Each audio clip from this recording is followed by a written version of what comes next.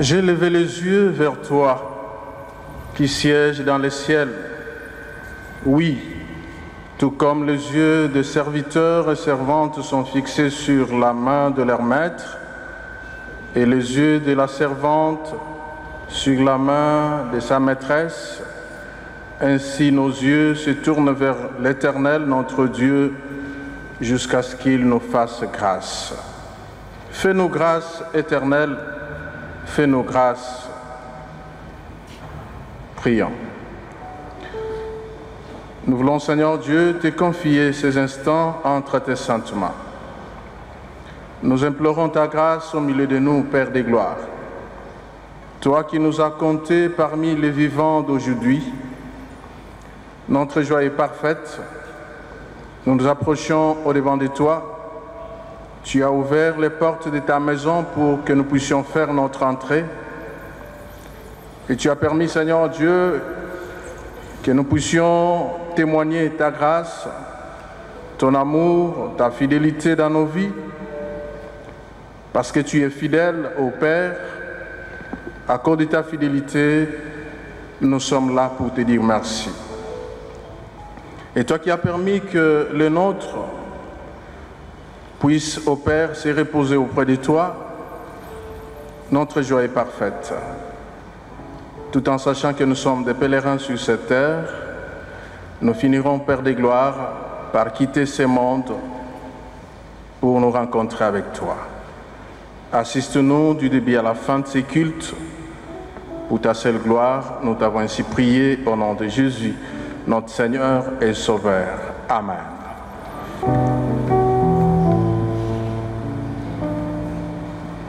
Distingués invités, j'aimerais commencer d'abord par remercier les responsables de l'Église du Christ au Congo, les responsables qui nous ont alignés et choisis pour ces instants. Il regorge plein de serviteurs qui pouvaient le faire, mais si nous avons été appelés, nous voulons reconnaître que c'est un honneur qui nous a été fait. Et j'aimerais aussi saisir cette occasion pour saluer les uns et les autres à cette circonstance et souhaiter mes vœux les meilleurs aux uns et aux autres pendant que nous commémorons le départ d'un héros qui nous a laissé des traces indélébiles dans ce pays. Je m'inscris dans le texte qui nous a été lu ici, pour ne pas le relire, pour partager un sujet important qui nous préoccupe. Et cela veut dire notre redevabilité envers Dieu. Notre redevabilité envers Dieu. C'est le thème que nous avons pensé partager à cette occasion. Pourquoi? Parce que nous savons que la vie que nous avons nous a été donnée. Dans le monde, on définit la vie de plusieurs manières, mais la Bible reconnaît que la vie est un don. Celui qui nous l'a donné sans qu'on l'ait demandé. Et il a le pouvoir de récupérer ça sans que nous soyons en mesure de l'en empêcher. Donc, celui qui a donné la vie est le souverain de la vie. Il sait donner la vie, il sait la reprendre, mais il sait aussi la soigner, la corriger, la ressusciter. Il sait bénir cette vie-là, il sait l'élever. Il est lui-même le centre de la vie, l'énergie principale de la vie. Et lorsqu'il donne la vie, il s'attend à ce que nous puissions répondre à faire des choses que cette vie nous conduit à faire. Donc nous considérons que Dieu étant le créateur de la vie, l'auteur de la vie, le donateur de la vie, fait de sorte que chacun de nous qui a la vie puisse l'amener d'une certaine manière. Mais plutôt à la fin de notre course, nous allons nous présenter devant celui qui nous a donné la vie et donner le rapport de ce que nous aurons fait de cette vie qu'il nous a donnée. C'est dans ce contexte-là que nous prenons un exemple pathétique et particulier du peuple d'Israël. Selon l'histoire contenue dans la Bible et dans d'autres textes historiques, Dieu a créé une nation à partir d'un individu, Abraham. Mais cette nation est passée par 4 siècles d'esclavage. Et quand Dieu retire ce peuple de 4 siècles d'esclavage pour l'installer comme une nation à un endroit qu'il a prévu, Dieu prend soin de lui donner en amont un certain nombre de règles qu'il doit respecter afin que cette vie, afin que cette nation, afin que ce peuple puisse vivre à l'aise. Et je n'ai pas voulu qu'on entre dans les détails de ces lois-là. Vous les connaissez, on les appelle les 10 commandements. Pour tout le peuple, il a donné 10 commandements. Mais pour les responsables du peuple, il va donner des particularités afin que le leadership de ce peuple-là, d'un côté, et le peuple lui-même qui adhère à l'éthique divine, puisse vivre une vie heureuse. Quand Jésus a reçu la demande de donner l'explication sur les 10 commandements, il en a résumé en 2. Tu aimeras l'Éternel, ton Dieu, de tout ton cœur, de toute ta force, de toute ta pensée, et tu aimeras aussi ton prochain comme toi-même. Donc ça, c'est le résumé de tout ce que Dieu a donné au peuple. Et lorsque le peuple s'attache à la pratique de ces règlements-là, de ces commandements, alors en ce moment-là, le peuple va jouir de la vie. Il a donné les instructions de la vie comme exactement un producteur de produits pharmaceutiques, si je peux me permettre le pléonasme, va mettre un prospectus pour dire, si vous voulez que ce produit vous fasse du bien, vous devez le prendre le matin, à midi, le soir. Il va prescrire une dose. Et si vous respectez la dose, eh bien, le produit vous fera du bien. Si vous ne respectez pas la dose, vous n'allez pas avoir la solution ou le résultat que vous attendez. Dieu aussi, ayant créé l'homme, lui ayant donné la vie, a prescrit un certain nombre de choses que l'homme devait respecter si il tient à vivre heureux. Alors, le texte que nous avons choisi nous ramène dans le schéma d'une sorte de redevabilité devant Dieu que Dieu a placé non pas simplement sur le peuple, mais sur les responsables du peuple. Et je sais que je m'adresse aux responsables du peuple, c'est pourquoi j'aimerais insister sur cet aspect de redevabilité. Dieu a placé 3 valeurs fondamentales qui doivent faire de sorte que nous tous en général, et nous qui avons des responsabilités en particulier, puissent penser à cette redevabilité. Le deuxième texte qui a été lu nous montre que un roi a régné et il a fait ce que l'Éternel considère comme bien. Et il a fait 40 jours de règne, il a fait ce que l'Éternel considère comme bien. Si vous avez le temps de lire les chroniques de rois en Israël, vous allez trouver cette phrase-là. Tel à tel âge devint roi, il fit ce que l'Éternel considère comme bien, il régna autant d'années. Dans la manière de reprendre l'essentiel de ce qu'une vie d'un leader a été, c'est simplement cet aspect, s'il s'est comporté de manière correcte devant Dieu ou pas. Donc, nous pouvons être redevables aux hommes, nous pouvons être redevables à nos chefs, à la population et à tous ceux qui nous entourent, mais la Bible place la redevabilité envers Dieu au-dessus de toutes les autres redevabilités. Et en conséquence, j'aimerais donc revenir sur ces 3 valeurs fondamentales qui peuvent faire que nous soyons des gens que Dieu approuve, bénis, appuie par rapport à ces valeurs fondamentales qu'il considère comme une bonne chose. La première, il a été indiqué là-bas, que lorsqu'il va prendre le pouvoir, cet homme-là devra me craindre, devra craindre l'Éternel, devra respecter l'Éternel, devra honorer l'Éternel dans sa manière de vivre.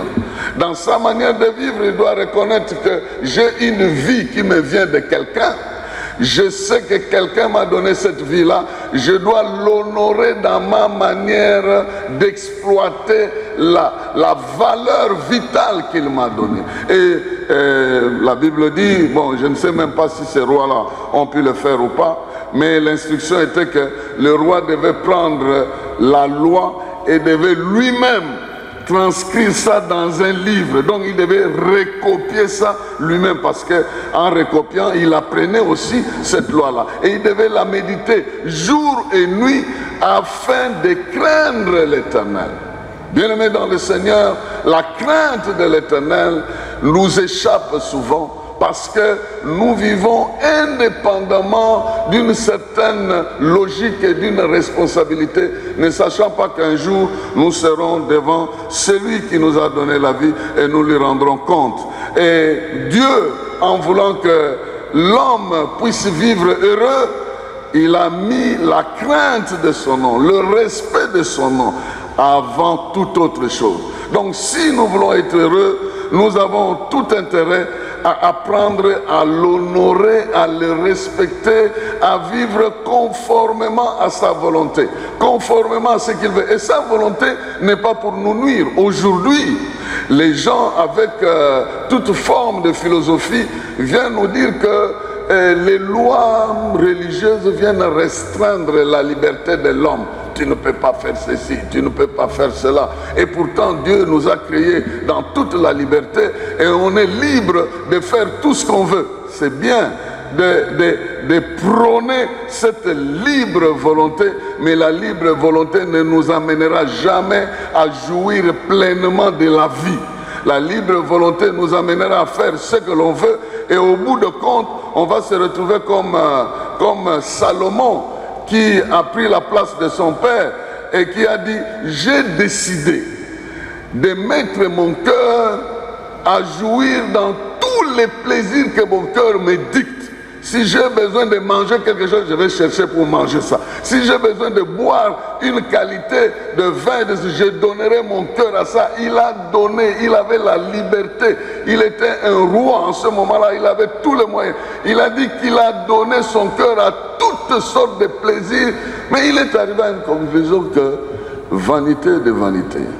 Donc tout ça c'était de la vanité. Il a eu ce qu'il cherchait, mais ça ne lui a rien apporté de plus. Il a même gâché sa vie, et même alors qu'il est allé dans toute la liberté, son royaume a été divisé et son règne n'a pas suivi l'exemple de son père. Donc la libre volonté ne va pas nous amener à jouir de la vie si nous exerçons notre volonté à mettre de côté ce que Dieu veut que nous fassions. Aujourd'hui aussi, encore, j'aimerais revenir sur ce plan pour nous exhorter en général et nous responsables en particulier, sachant que la crainte de Dieu, le Dieu qui nous a donné le pouvoir, parce que tout pouvoir vient de lui, le Dieu qui nous a donné la vie, qui nous a donné la santé, qui nous a donné l'être et le mouvement, exige que nous menions cette vie en conformité avec sa volonté, parce que sa volonté n'est pas nuisible à la vie. Sa volonté nous amène à vivre longtemps, à vivre heureux, à vivre plus longtemps encore et à jouir de la plénitude et de la totalité de la vie. Il a donné cet exemple-là au peuple d'Israël au travers de la vie d'un serviteur qu'il avait choisi, David. David est reconnu comme, son leadership est reconnu comme l'étalon de mesure. Pour certains qui peuvent aller lire chez eux, ils vont voir que dans la chronique des rois d'Israël, il est dit: tel est devenu roi, il a vécu autant d'années, il a fait ce que l'Éternel considère bon ou mauvais. Il n'a pas suivi, ou il a suivi les voies de David, son ancêtre. Donc, David est devenu comme ce modèle-là parce qu'il a tellement aimé Dieu qu'il a mis sa vie en ordre avec Dieu. Il était un homme comme tous les hommes. Il avait aussi des dérapages, il a fait aussi du mal. Mais il est considéré comme un modèle simplement parce que dans l'ensemble de sa vie, malgré les faiblesses qu'il avait, il a donné son cœur, il a aimé Dieu aimer son prochain et vécu dans une certaine discipline. Et le moment le plus, la référence la plus grande à cette crainte de l'Éternel, c'est lorsqu'il était poursuivi par le roi Saül. La Bible dit qu'il a rencontré quelque part. Saül le poursuivait, il ne savait pas que David était caché quelque part, mais lorsque Saül a monté son camp pour dormir, David est arrivé, il a vu Saül endormi. Oh, nous, aujourd'hui, franchement, quand tu es devant ton ennemi, d'ailleurs, il te poursuit, tu es en train de le fuir, et tu le trouves endormi. Ben, son général va lui dire, mais voilà, c'est Dieu qui t'offre la vie de ton adversaire, zigouille-le, élimine-le. Il va dire, je ne veux pas prendre par le sang ce que Dieu m'a donné par onction. Je ne prendrai pas par le sang ce que Dieu m'a donné par onction. C'est-à-dire, comme je sais que Dieu m'a déjà donné le pouvoir, je ne veux pas le prendre de force ici. J'attendrai le moment que Dieu a prévu, mais je ne veux pas ôter la vie de quelqu'un pour prendre le pouvoir à sa place. Bien-aimé dans le Seigneur, ça a valu à David la reconnaissance même de la part de Dieu qui a dit, tu deviens l'étalon de mesure du règne des autres parce que tu as attendu ton temps et tu n'as pas voulu précipiter ce moment en ôtant la vie. Malheureusement, quand vous allez lire le texte là, même alors, après avoir révélé à Saül que, écoute, je pouvais même t'éliminer, voici même, j'ai même coupé le pan de ton habit. Et Saül n'avait pas cessé de le poursuivre. Il a toujours continué à le poursuivre. Donc quand quelqu'un te veut du mal, ce n'est pas ton bien qui va arrêter le mal qu'il veut. Il va toujours poursuivre ça. Mais si tu honores Dieu, Dieu contrôle les temps, les circonstances, les mouvements. Il te rendra toujours vainqueur devant n'importe quelle situation parce que toi tu comptes sur lui et tu suis ses méthodes. Ça c'est la première chose. La deuxième valeur fondamentale que l'Éternel a relevée dans la vie des enfants d'Israël, c'est l'humilité.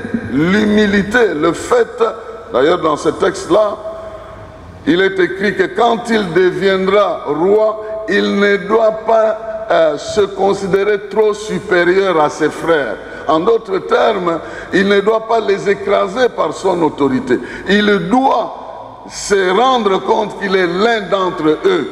Donc, nous aussi, aujourd'hui, que ce soit en famille, que ce soit au travail, dans quelque niveau que ce soit, nous avons une parcelle d'autorité. Il est important que nous puissions nous comporter en toute humilité. Et c'est le modèle de Jésus-Christ dont la Bible nous parle. Qu'étant égal à Dieu, il n'a pas considéré d'être égal à Dieu. Il s'est humilié en devenant comme un simple homme. Et quand il est apparu comme un simple homme, il s'est rangé d'être leader-serviteur. Et dans son service, il n'est pas resté là, il est allé jusqu'à obéir à la mort. Et la mort la plus ignominieuse qu'on peut trouver sur la planète. Mais Dieu l'a relevé en lui donnant un nom au-dessus de tout le nom, pour qu'aujourd'hui, au nom de Jésus, dit la Bible, tous genoux fléchissent et toute langue confesse qu'il est le Seigneur. Il a suivi la voie d'humilité. Et c'est l'humilité qui précède la gloire. Lorsque nous sommes remplis du pouvoir, mais remplis d'humilité, nous allons exercer correctement ce pouvoir avec la bénédiction de Dieu. Donc nous aussi aujourd'hui, nous avons besoin de nous armer de cette humilité-là pour reconnaître dans le chef des autres qui nous entourent aussi leur valeur. Chacun de nous a une valeur et c'est cette valeur-là qui fait que d'une valeur individuelle, la collectivité reçoive l'apport de toutes les valeurs individuelles et devient une force dans l'unité parce que chacun apportant un peu du sien. Mais lorsqu'il n'y a pas d'humilité, l'on ne saura pas très bien coordonner les efforts des uns et des autres. Et là où chacun estime qu'il est plus important que l'autre, l'on ne va pas avancer. Donc l'humilité fait que nous puissions accepter les uns chacun dans son talent, dans ses capacités, et que nous puissions œuvrer ensemble. Nous avons besoin des victoires communes, nous avons besoin des victoires d'ensemble, nous avons besoin de réussir ensemble. Nous ici, des fois dans notre culture, nous aimons un peu trop l'individualisme. J'aime réussir moi-même sans le concours des autres. Et Dieu n'a pas permis ça. Il a permis pour le peuple d'Israël que même Moïse soit entouré de 70 autres chefs des clans pour qu'ils se sentent soutenus. Lui-même était fort, mais à lui tout seul, il ne pouvait pas porter tout le fardeau. Il devait être humble pour accepter la présence des autres.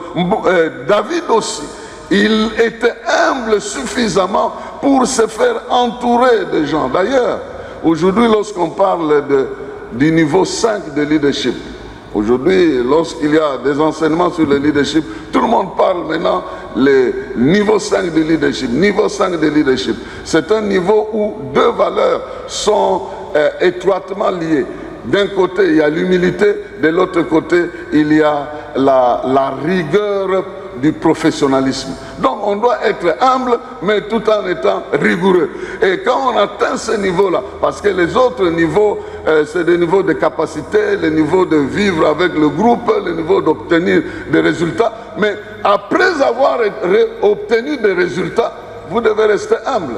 Souvent, dès que nous atteignons nos objectifs, nous devenons quelqu'un d'autre.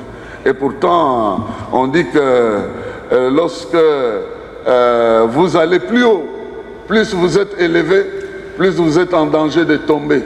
Pour ne pas tomber, vous devez rester à bord de l'appareil qui vous a amené là-bas. Et c'est l'humilité qui précède la gloire. L'humilité. Merci beaucoup. L'humilité précède la gloire. L'orgueil précède la chute. Donc quand vous êtes humble, vous restez humble, eh bien cette humilité va vous amener encore plus loin. Donc ce n'est pas aujourd'hui, vous êtes l'un de nous, demain vous occupez une telle place, votre numéro, votre téléphone. Donc pour vous joindre, il faut aller au ciel et appeler tous les anges possibles, entrer dans la communion des saints. Non, ça ne va pas, ça. Ce n'est pas normal. C'est pas normal. Nous devons rester humbles et c'est cette humilité qui va nous amener toujours plus haut et plus haut. Parce que celui qui nous a appelés nous connaît et il veut que nous puissions rester humbles. La troisième chose, pour terminer, ce n'est pas un jour de trop de discours, à part le fait que nous devons craindre Dieu, à part le fait que nous devons être humbles, nous devons croire et faire confiance en Dieu qu'il ne nous abandonnera jamais et qu'il ne nous délaissera jamais. Nous sommes dans une vie où personne, alors personne ne peut connaître ton vrai état, ta vraie souffrance. Celui qui vit avec toi autant d'années ne connaîtra jamais ce que tu vis toi-même, sinon Dieu lui-même. Et Dieu est capable de discerner le degré de ta souffrance et t'accompagner dans une dose de consolation que personne, alors personne ne peut donner. Cette dimension de consolation, ce n'est pas les chansons qui vont l'apporter, ce n'est pas les discours qui vont l'apporter, c'est celui qui t'a créé, qui connaît de quoi tu es formé, qui peut réellement te consoler, parce qu'il a un principe. Même s'il vient te faire des reproches, les reproches de Dieu qui entrent dans le cadre de sa justice ne nous nullifient pas, ça ne nous détruit pas. Et bien au contraire, ça nous corrige pour que nous puissions devenir meilleurs pour l'avenir. C'est pourquoi même pour David, David avait souffert pendant un temps. Il a commis un mal. Vous savez, ça arrive toujours de confondre la foule. David a pris la femme d'un militaire, il a fait tuer ce militaire-là. Et aux yeux de la population, les gens pouvaient voir, ah, quel est ce roi miséricordieux. Son militaire meurt et le roi prend la pauvre femme de ce militaire et la met dans sa maison. Waouh, quelle compassion! Les gens ne savaient pas qu'en réalité, ce n'était pas ça. Donc, il a fait passer une fausse miséricorde, il a fait revêtir cet acte-là d'une compassion externe. Mais la Bible dit qu'il était en train de mourir en lui-même. Il était en train de mourir en lui-même à cause de cette faute-là. Personne ne connaissait, si ce n'est son général d'armée, qui connaissait ce forfait-là. Personne d'autre. Jusqu'au moment où, quand vous lisez ce psaume, il disait que chaque fois que je pensais à cette faute, elle était devant moi, j'étais en train de mourir en moi-même. Jusqu'au moment où Dieu parle à un prophète pour lui dire, va dire à David, va lui dire qu'il y a un monsieur dans son pays qui a beaucoup de richesses. Il n'a pas trouvé mieux que de prendre la brebis d'un pauvre pour donner la nourriture à son visiteur.